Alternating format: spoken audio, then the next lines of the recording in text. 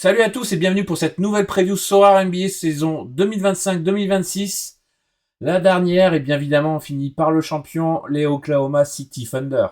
Comme d'habitude, n'oubliez pas de vous abonner, de mettre un like, de mettre un commentaire et surtout de partager cette vidéo. On a besoin d'un maximum de soutien pour ce long marathon que sont les previews Sorare NBA. Petit rappel sur le format de cette preview Sorare NBA. Elle se divise en 3 parties. La première partie qui est un récap où l'on regarde ce qui s'est passé l'année dernière d'un point de vue statistique NBA, mais aussi Sorare NBA. Une deuxième partie qui est consacrée au roster, où l'on verra les mouvements de l'été, la rotation à venir, mais aussi les rookies qui arrivent. Et enfin, la troisième et dernière partie, les choix, où on indique les joueurs qu'il faudrait avoir sur la saison prochaine, mais aussi les forces et faiblesses de l'effectif que l'on pourra utiliser sur cette nouvelle saison NBA 2025-2026. Allez, c'est parti, on commence par la récap. Le champion des playoffs, celui qui a gagné la finale, le champion de la saison régulière avec des stats effrayantes, vraiment une saison pour Oklahoma de rouleau compresseur, effrayant en attaque, effrayant en défense, quatrième meilleure attaque, troisième meilleure défense, donc premier net rating et énorme net rating de plus 12,8. Une saison parfaite, voilà, hein, pas trop de blessures, des joueurs au rendez-vous, c'est ultra complet, tu sais pas comment attaquer, tu sais pas comment défendre sur eux, enfin, on avait vu des prémices la saison d'avant lorsqu'ils perdent en demi-finale face à Dallas, mais alors là, oh là là, c'était injouable, vraiment, il n'y a pas d'autre terme, injouable, les renforts, on fait le taf, les Caruso, les Hartenstein. Et puis après, derrière, les jeunes sont au rendez-vous, les Jalen Williams. Bon, ça, évidemment, je vais pas le dire parce que ça semble une évidence. Même les petits ajouts de banc, Aaron Higgins, Kayson Wallace, Jalen Williams, quand on faisait reposer, ils ont eu le luxe de faire reposer les titulaires. Ah ben derrière, c'était tout aussi fort. Voilà, bah, c'est une saison parfaite. Hein, voilà, y a rien d'autre à dire. C'est bravo pour le travail, bravo pour avoir dominer la conférence Ouest sans vraiment contestation. Et puis après les playoffs, ça a été des playoffs bien menés, avec finalement plus d'expérience qu'on ne l'aurait cru au départ, hein, avec vraiment des finales enfin un parcours de playoffs un peu de vieux briscard limite, hein, parce que il y a eu vraiment des matchs gagnés au forceps et avec l'expérience, alors que c'est un groupe quand même qui est jeune et qui est sur la première fois à tenter d'aller vraiment si haut et d'atteindre les finales NBA. Il y a eu quand même un peu... ils ont failli se faire emporter aussi par la furia des Pacers sur ces playoffs, mais ils ont réussi à mettre le couvercle et le destin les a aidés aussi avec la blessure d'Haliburton, hein, mais parce qu'après, si on regarde les séries de playoffs en détail, le premier tour, Memphis, il n'y a pas eu match, ciao, bonsoir, 4-0. La demi-finale qui a été encore très compliquée, mais ça a été au-delà aussi une très belle demi-finale hein, contre les Nuggets, hein, qui se termine en 7. Ils se sont fait peur, mais cette année, ils ont réussi à passer le cap par rapport à Dallas la saison d'avant. En finale, ils affrontent les Wolves et les Wolves sont passés complètement au travers de leur série, hein, 1-4-1, et puis après la finale, qui était, pour le papier, pour beaucoup de monde, pas du tout serré. Mais au final, il y a eu un monde où Indiana, dans leur ferveur et dans leur dynamique des playoffs, arrive à enquiquiner, à plus qu'enquiquiner, a failli donner le doute à cette équipe d'Oklahoma, qui finalement est champion. Et quand on regarde les stats, là, on voit les stats d'équipe, mais alors si on regarde les stats... on voit les stats globales, si on regarde les stats d'équipe, voilà, c'est élite partout. Donc bon, voilà, c'est une saison parfaite. Il n'y a pas grand chose à dire. Saison parfaite, coaching parfait, tout le monde en rendez-vous, tout le monde impliqué, parce que même les rotations elles pouvaient être deep, il y avait autant de talent sur le banc que sur le terrain. Coucou Sam Presti, merci pour ta collection de Pokémon de tour de draft. Non, voilà, saison parfaite, pas grand chose à rajouter. Quand on est sur une saison aussi parfaite, automatiquement on a des joueurs à ressortir côté Sorare NBA. Alors évidemment, le joueur qui d'autre que le MVP de la saison, hein, Shai, Shai qui finit quatrième joueur Sorare, avec des grosses prises de responsabilité, des grosses stats dans Sorare NBA. Il tutoie le podium des GOAT, des trois, de la Sainte Trinité, hein, Luka Doncic, Jokic et Wemby. Non, ben voilà, quoi, énorme saison. On pouvait le placer en MVP. Il était au rendez-vous, voilà, et en vrai, il a fait des playoffs qui ont été monstrueux, où en fait il était un must-have, un joueur impérativement imposé pendant les playoffs parce que il était dominant, et il a réussi à passer ce step de superstar pour être ultra central dans le jeu de son équipe. La promesse, alors il y a évidemment, comme il y a quasiment tout le monde qui a vraiment performé à mort sur cette année, sur cette session, on va en sortir un du fond du banc, Aaron Wiggins. Aaron Wiggins qui est devenu une option sérieuse en sortie de banc. Il est dans la lutte avec Caruso sur la rotation sur les ailes, hein. Il arrive à avoir un poste un peu comme Jalen Williams de poste 4, assez fuyant et tout. 218e joueur Sorare, il nous a pété des gros scores quand il y a eu des blessures, un Jalen Williams absent. Et voilà, il a ses 25 minutes par match, le gars, il sort de sa boîte. Un coup, en fait, sur le banc, on a lui qui perd, un coup c'est Kayson Wallace, un coup c'est Isaiah Joe, ou c'est même Caruso. Enfin voilà, il y a une profondeur de banc qui est effrayante quand tu affrontes le Thunder, et et en fait, il y a tellement de joueurs qui peuvent sortir de leur boîte et faire des choses fortes et des gros scores dans Sorare, ce qu'on cherche, et donc de la surperf, et que en fait, il y a pas mal de joueurs à ressortir. Donc voilà, on sort Aaron Wiggins parce que c'est celui qui a plus marqué, notamment avec un quasiment 70 en score Sorare en fin de saison régulière. Mais voilà, on peut aussi parler d'Isaiah Joe, de Kayson Wallace, d'Alex Caruso, bien évidemment. Donc voilà, quoi. La déception, alors là c'était ultra compliqué, il faut vraiment aller chercher hyper loin pour aller trouver une déception dans une saison aussi réussie.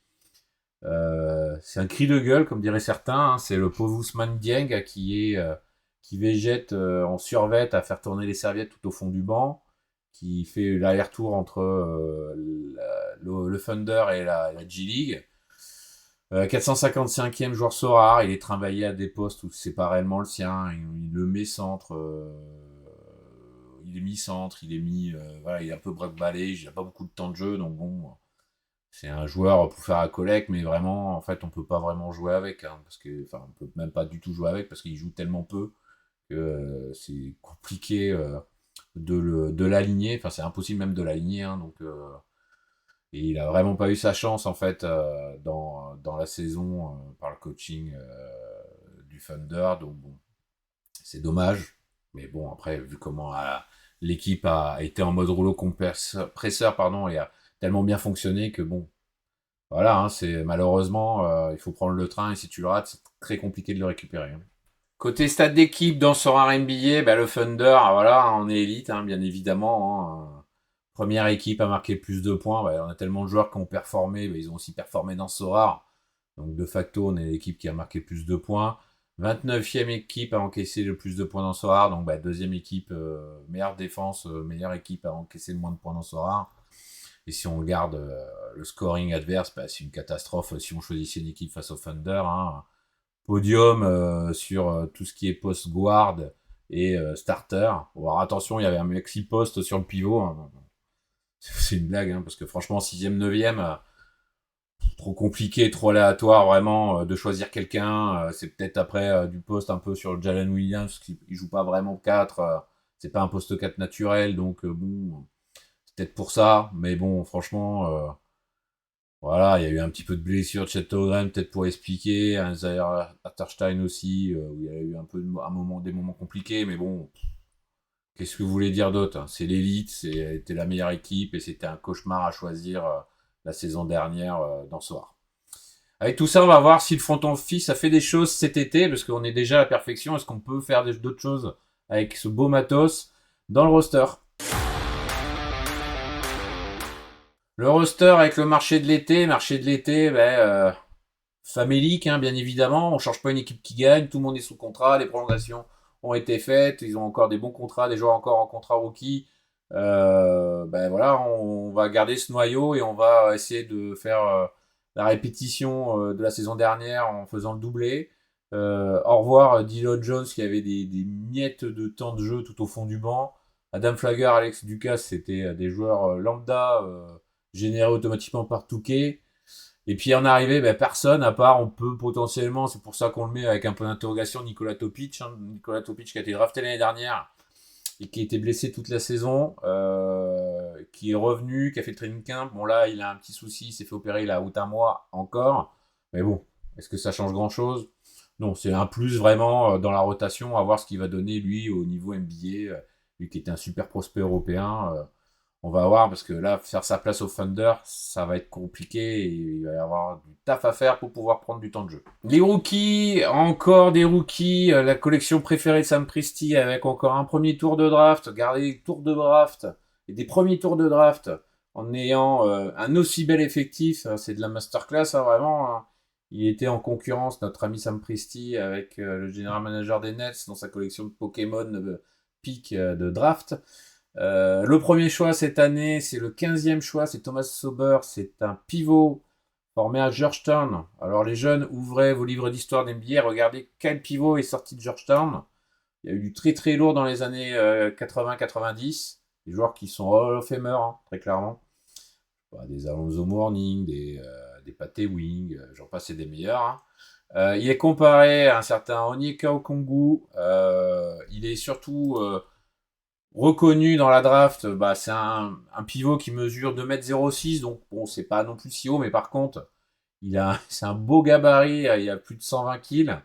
Il a une envergure de 2,30 m qui fait partie des plus grosses envergures de cette draft. Il a marqué lors de ses saisons universitaires, a tourné à 2 comptes par match et plus de 8 rebonds par match. Donc, il a vraiment un potentiel de domination et de faire peur en fait à ses adversaires sur la protection de cercle et dans sa présence défensive dans la raquette.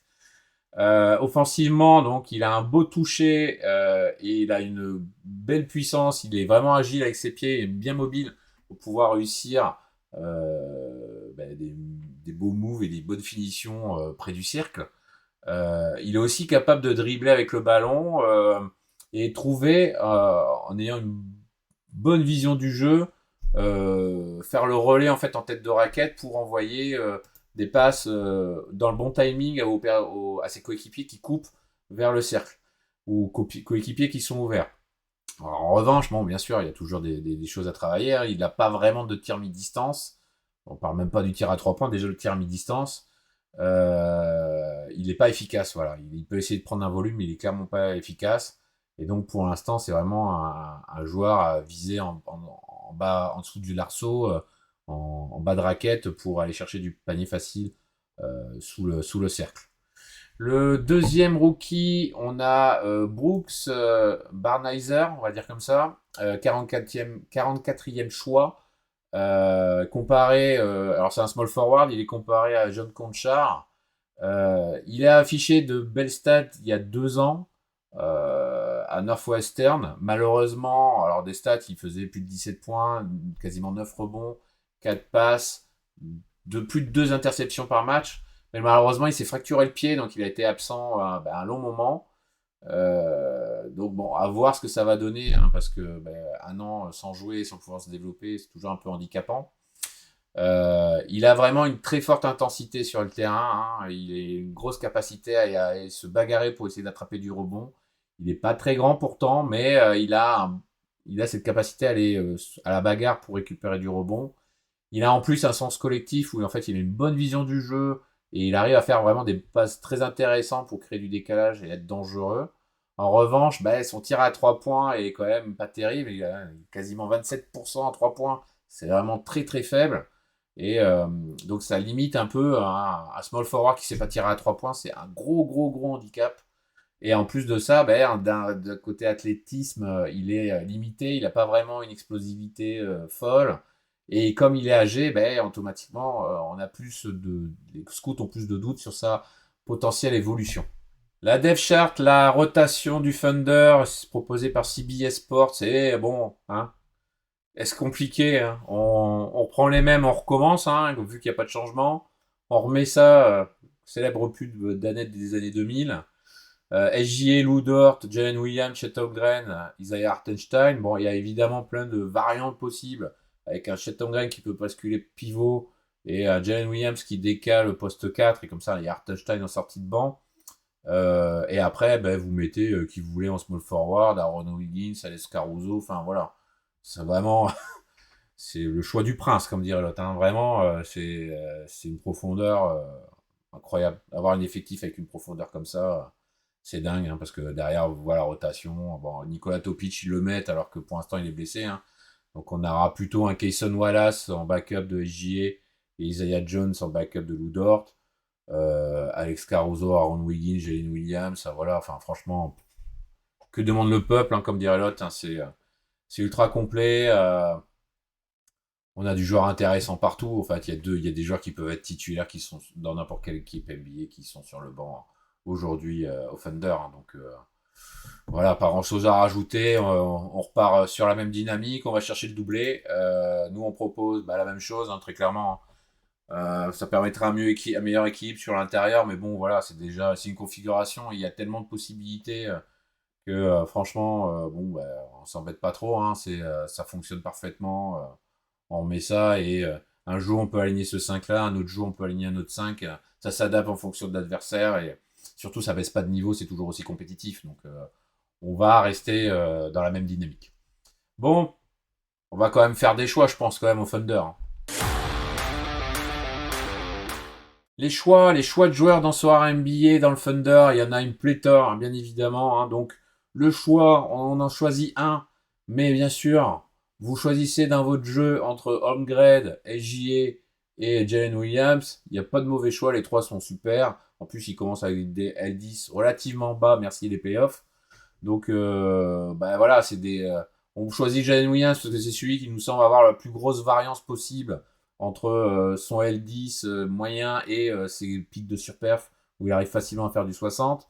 Il est central parce qu'il est modulable entre le poste 3 et le poste 4. Il a donc des stats d'intérieur en ayant du shooting extérieur.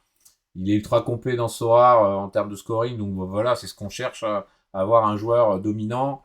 Il s'est installé l'année dernière comme le parfait lieutenant à côté de Shai et ça fonctionne incroyablement bien. Il a fait quand même une partie encore de la saison à un poste 4 qui n'est pas le sien et il a encore perf. Voilà, qu'est-ce que vous voulez dire. Donc, et nous, c'est le genre de joueur qu'on aime avoir dans la galerie. Donc bien évidemment, on met Jalen Williams, mais on aurait pu faire un visuel avec trois têtes le fameux monstre à trois têtes du Thunder, avec un Chet Holmgren aussi qui fait beaucoup de variance et qui est très bon à l'intérieur,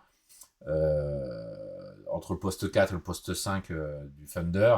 Et bon, bah, bien évidemment Shai, pardon, mais Shai, je vous allez pas, vous attendez pas cette vidéo pour dire il faut prendre Shai, évidemment. Hein. Donc Shai, on l'a dit, il est pas loin de la Sainte Trinité des MVP du jeu. Bon voilà, donc c'est encore une équipe, on va vous le dire là dans cette section qui est vraiment ultra complète. Il y a tellement de joueurs à choisir un peu à droite à gauche qu'en fait finalement il n'y a pas vraiment de mauvais choix et c'est le genre d'équipe qu'on aime avoir en collecte complète parce qu'en fait on peut sortir n'importe lequel de son chapeau à n'importe quel moment. Le pari, bah là c'est pareil, le pari on a une tonne de choix, hein, surtout en plus merci les playoffs donc les L10 sont bas sur le début de saison. Isaiah Joe, on a choisi Isaiah Joe, on aurait pu très bien dire Kayson Wallace aussi, Alex Caruso, donc bon, il y a du monde hein, sur le banc, donc on n'a pas trop. C'est compliqué en fait de faire des choix. C'est une des équipes où c'est vraiment le pire à se positionner sur les joueurs à mettre en évidence.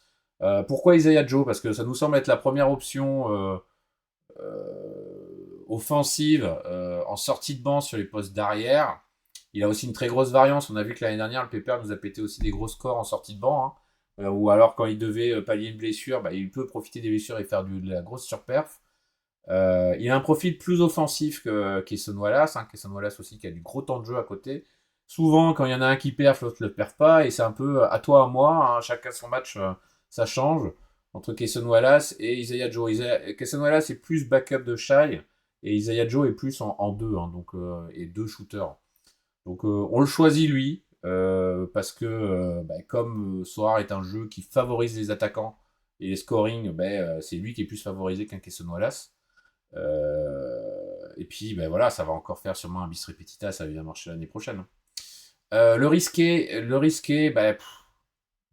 c'est compliqué de choisir. Hein, là, on a fait les fonds de tiroir, hein, on aurait pu mettre Ousmane Dieng encore parce qu'on voit pas trop comment il va avoir du temps de jeu.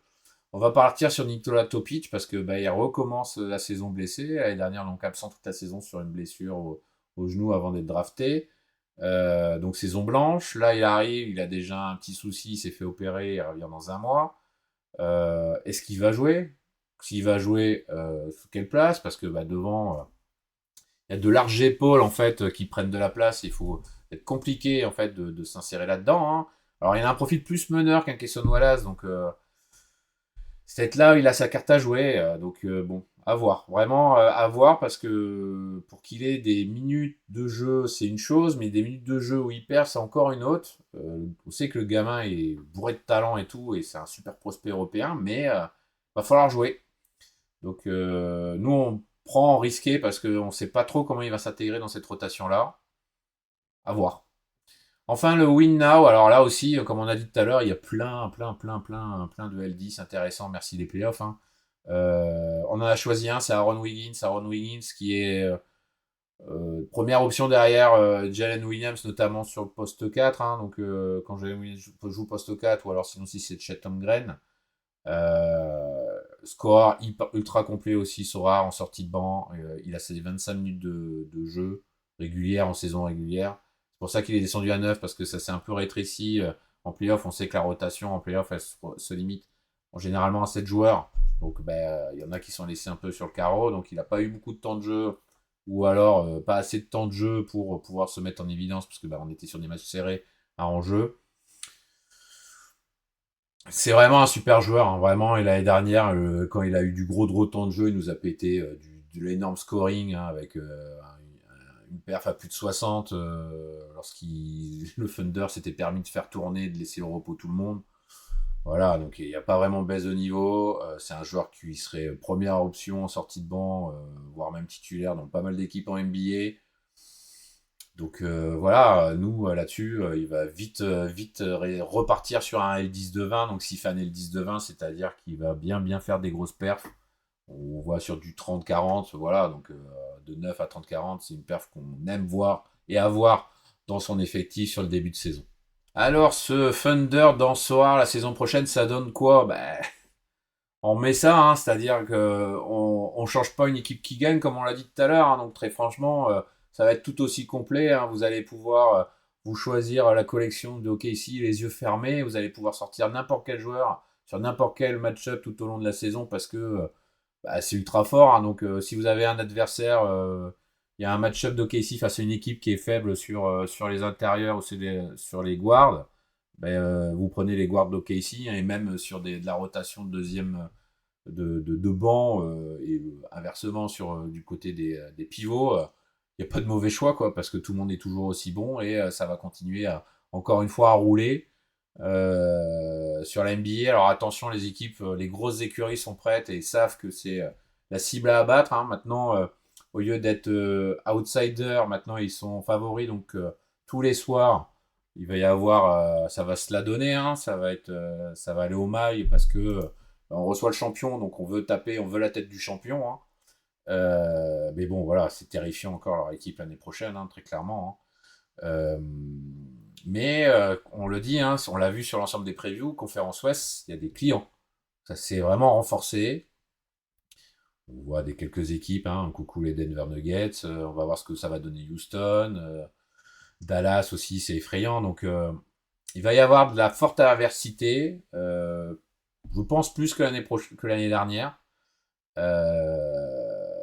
Et puis après, on le sait, hein, c'est que l'Ouest est terrible. On va espérer pour eux qu'il n'y ait pas de blessure, hein, parce que c'est sûr que s'il y a une blessure d'un joueur clé, ça sera un peu plus compliqué parce qu'il y a vraiment une concurrence acharnée côté Ouest.